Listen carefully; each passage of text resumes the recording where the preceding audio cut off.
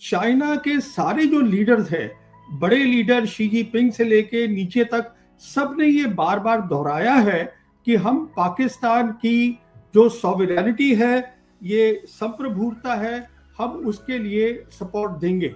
ये बहुत बड़ी बात है। इसका मतलब क्या हुआ?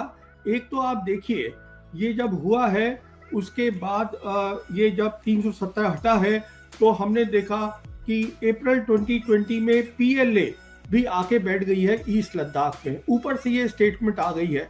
इसका बहुत सीधा सा मतलब है, ये अब जंग जो है हिंदुस्तान पाकिस्तान की नहीं है, इसमें चाइना भी इन्वॉल्व है। और चाइना के पास इतनी आज ताकत है कि उसको असला अपना भेजने की जरूरत नहीं है।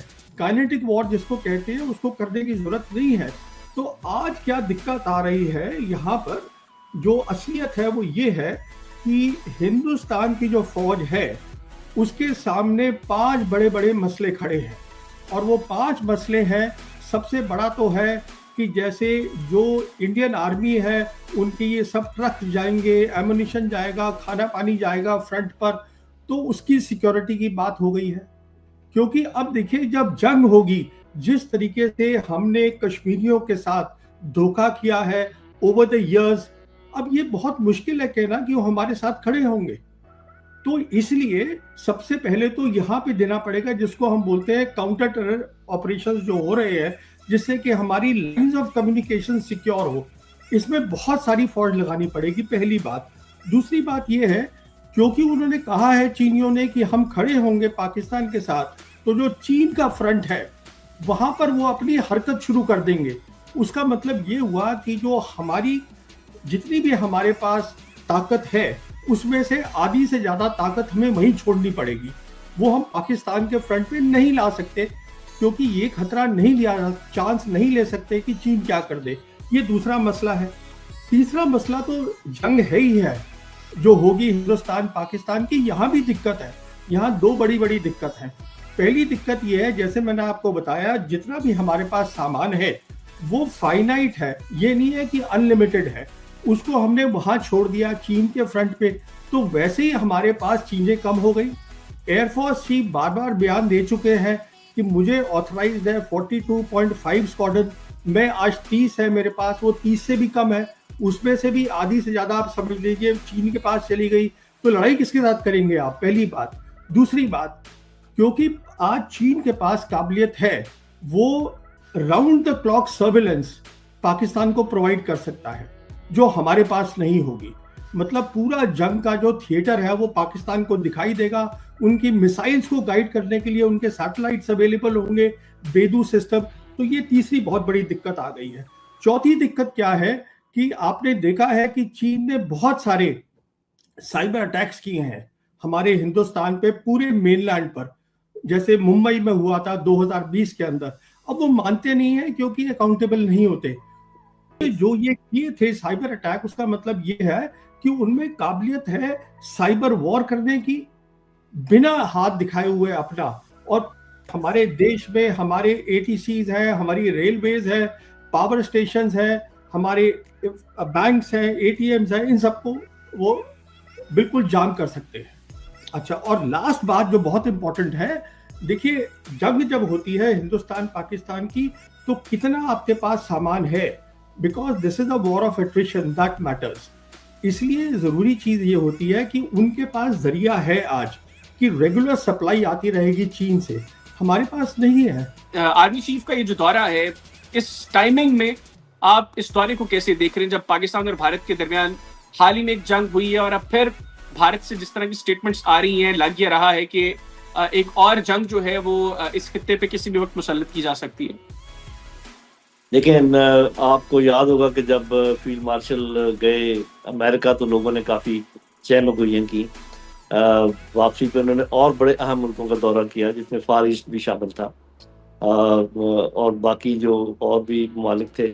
और अब आखिर में चीन में आए हैं। तो शुरू में हमारा भी ख्याल था कि शायद पहले चाइना जाना चाहिए था, लेकिन अब जब हाइंडसाइट में हम देखते हैं तो हमें ये अंदाज़ा हुआ कि असल में वो चीन को इन्फॉर्म करके ही गए जहाँ भी गए, और भी वापस आके ओवरऑल मेरा ख्याल है समरी उन्होंने बताई होगी जो भी है। क्योंकि चीन के साथ हमारी दोस्ती जो है वो अभी शकूक व शुबहात से बालातर है, उसमें कोई शक शुबे की गुंजाइश नहीं है। बाकी हम जो मर्जी बैलेंस आउट करने की कोशिश करते रहें, ठीक है, साफ ज़ाहिर है कि और बहुत सारे फैक्टर्स होते हैं कि आपके बाकी मुल्कों से भी बना के रखना पड़ता है, लेकिन मेरा अपना ख्याल ये है और जो मैं देख रहा हूँ, असेसमेंट मेरी ये है कि हमारी लीडरशिप, स्पेशली मिलिट्री लीडरशिप जो है, वो अच्छी तरह इस बात को जानती है कि China is the most reliable friend और China is the most important friend, और इसलिए उनका ये दौरा बहुत अहम भी है।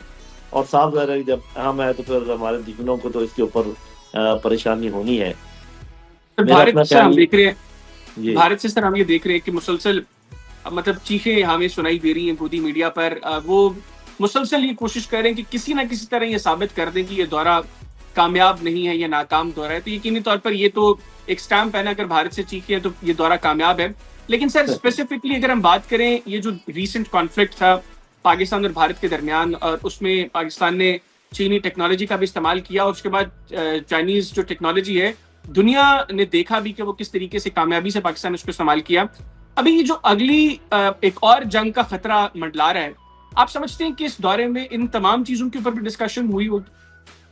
जी, पहली बात तो ये है कि देखें, अगर जो अक्लमंद लोग हैं भारत में, वो जो बातें कर रहे हैं, आप भी सुन रहे हैं, हम भी सुन रहे हैं, जी वो इस बात पर सब तकरीबन मुत्तफिक हैं कि दो न्यूक्लियर मुल्क जो हैं आपस में जंगों के जरिए अपने मामलात हल नहीं कर सकते, और इसके लिए बातचीत ज़रूरी है। और फिर उनके जो स्ट्रेटजिस्ट हैं वो ये भी बता रहे हैं कि जैसे आप दूसरे मुल्कों के साथ मिलकर अपनी कार्रवाई करते हैं और प्लानिंग करते हैं, और हम अच्छी तरह जानते हैं कि कौन से मुल्क उनके साथ हैं। अब तो क्लियर हो गया है, क्योंकि इसराइल और ईरान की जंग में ये उधर थे और पाकिस्तान और हिंदुस्तान की जंग में वो इधर थे। ये बात अभी बड़ी क्लियर है। तो बात ये कि हम अपने बिरते पे भी जंग लड़ सकते हैं और लड़ी भी है, आइंदा भी लड़ सकते हैं, लेकिन ये किसी को गलत फहमी नहीं होनी चाहिए कि हमारे दोस्त नहीं है। हमारे ऐसे ऐसे दोस्त हैं, जैसे तुर्की है, सऊदी अरब है, चाइना है, इनको अंदाजा नहीं है कि वो किस किस्म की हम एक दूसरे के साथ हमारे ताल्लुकात हैं। मेरा अपना ख्याल ये है कि ज़्यादा, ये तो खैर ठीक है कि अगर कोई असले में कमी है, वो बात तो ज़रूर हुई होगी और वो हमारा हक भी है, वो हम करें। ज़्यादा जो हमारे पॉलिटिकल आपस में कोऑर्डिनेशन है और जो स्ट्रेटेजिक कोऑर्डिनेशन है चाइना और पाकिस्तान की, उस पर बातचीत हुई होगी। मैं पहले भी ये कहता रहा हूँ, देखें, कश्मीर जो है ये अब सिर्फ पाकिस्तान, भारत और कश्मीरियों का मसला नहीं है, चाइना भी इसमें एक बड़ा स्टेक होल्डर है। तो अगर आप कश्मीर की जंग की बात करते हैं तो मत भूलें कि चाइना के भी कुछ ग्रीवेंसेज हैं हिंदुस्तान के खिलाफ। अभी आपने देखा कि जब हिंदुस्तान ने हमारा पानी रोकने की कोशिश की तो फिर चाइना की तरफ से क्या रिएक्शन आया है। उन्होंने भी एक बहुत बड़ा डैम बनाना शुरू कर दिया है, अनाउंस कर दिया। तो बात यह है कि हमारी दोस्ती गहरी है, पुख्ता है और हिस्टोरिकली प्रूवन है, इसलिए इसमें तो किसी को ना खुश होना चाहिए, ना नाराज होना चाहिए। हमने तो अपना काम करना ही है। और मैं पहले भी आपके प्रोग्राम में मैंने कहा है कि देखें, अगर दोबारा कोई शरारत करेंगे तो उसका नतीजा वही होगा जो पहले हुआ है, यानी कि भारत की सुक्की, तो शायद पहले से ज्यादा हो। और मैंने आप ही के प्रोग्राम में कहा था जंग से पहले कि हमारे पास ऐसी चीजें हैं जो भारत नहीं जानता। मैं दोबारा आपके प्रोग्राम की वसातत से कह दूं कि अब मजीद ऐसी चीजें हैं जो अब भी वो नहीं जानते। तो बाकी मर्जी है उनकी, जो वो करना चाहे कर लें।